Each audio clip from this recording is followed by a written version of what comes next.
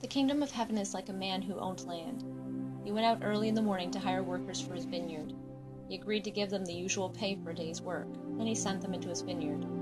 About 9 o'clock in the morning he went out again. He saw others standing in the market doing nothing. He told them, "You also go and work in my vineyard. I'll pay you what is right." So they went. He went out again at about noon, and at 3 o'clock and did the same thing. About 5 o'clock he went out and found still others standing around. He asked them, "Why have you been standing here all day long doing nothing?" "Because no one has hired us," they answered. He said to them, "You also go and work in my vineyard." When evening came, the owner of the vineyard spoke to the person who was in charge of the workers. He said, "Call the workers and give them their pay. Begin with the last ones I hired, then go on to the first ones." The workers who were hired about 5 o'clock came. Each received the usual day's pay. So when those who were hired first came, they expected to receive more, but each of them also received the usual day's pay. When they received it, they began to complain about the owner. "These people who were hired last worked only 1 hour," they said. "You have paid them the same as us. We have done most of the work and have been in the hot sun all day." The owner answered one of them. "Friend," he said, I'm being fair to you. Didn't you agree to work for the usual day's pay? Take your money and go. I want to give the one I hired last the same pay I gave you. Don't I have the right to do what I want with my own money? Do you feel cheated because I gave so freely to the others?" So those who are last will be first, and those who are first will be last. Jesus was going up to Jerusalem. On the way, he took his 12 disciples to one side to talk to them. "We are going up to Jerusalem," he said. "The Son of Man will be handed over to the chief priests and the teachers of the law. They will sentence him to death.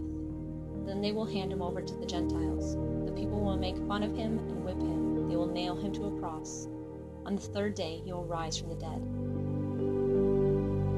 The mother of Zebedee's sons came to Jesus. Her sons came with her. Getting on her knees, she asked a favor of him. "What do you want?" Jesus asked. She said, "Promise me that one of my 2 sons may sit at your right hand in your kingdom. Promise that the other one may sit at your left hand." "You don't know what you're asking for," Jesus said to them. "Can you drink the cup of suffering I am going to drink?" "We can," they answered. Jesus said to them, "You will certainly drink from my cup, but it is not for me to say who will sit at my right or left hand. These places belong to those my Father has prepared them for." The other 10 disciples heard about this. They became angry at the 2 brothers. Jesus called them together. He said, "You know about the rulers of the Gentiles. They hold power over their people.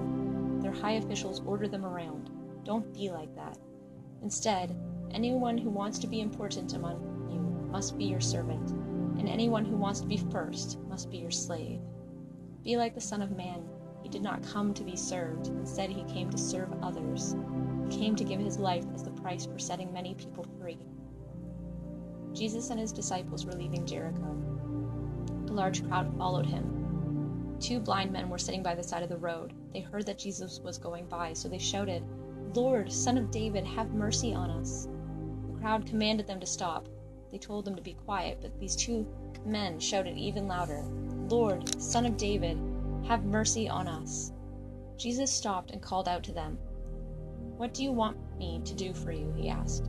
"Lord," they answered, "we want to be able to see." Jesus felt deep concern for them. He touched their eyes. Right away they could see, and they followed him.